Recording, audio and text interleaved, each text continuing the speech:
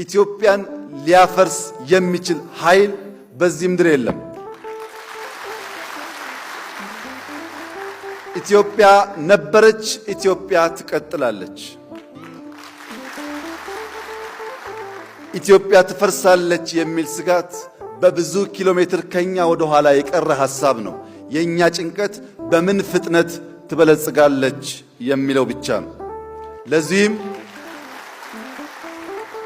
ለዚህም ላለፉት 40-50 ዓመታት ታንቆ የቆየው የኢትዮጵያ የኢኮኖሚክ ሪፎርም ውሳኔ ክቡራትና ክቡራን ቀላል ውሳኔ አልነበረም።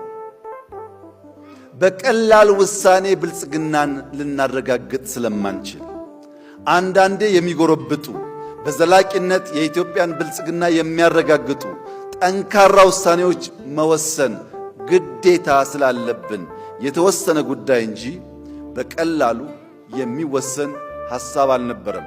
ምን አመጣ የሚለውን በዚህ ዓመት እናያለን። ኤክስፖርታችን ተቀይሮ ኢምፖርት ሰብስቲዩሽን ተቀይሮ የኢትዮጵያ እድገት ባለፉት 6 ዓመታት ያላመጣውን ውጤት አምጥቶ በዚህ ዓመት መጨረሻ በጋራ የምናየው ይሆናል። በግብርና፣ በኢንዱስትሪ፣ በማይኒንግ፣ በዲጂታል ኢትዮጵያ፣ በሲቪል ሰርቪስ፣ በፍትህ ተቋማት፣ በዲፕሎማሲ ያልነካው ረገድ የለም። በሁሉም ረገድ ግልጽ ሮድማፕ በመንደፍ አጠቃላይ ንቅናቄ ፈጥሯል።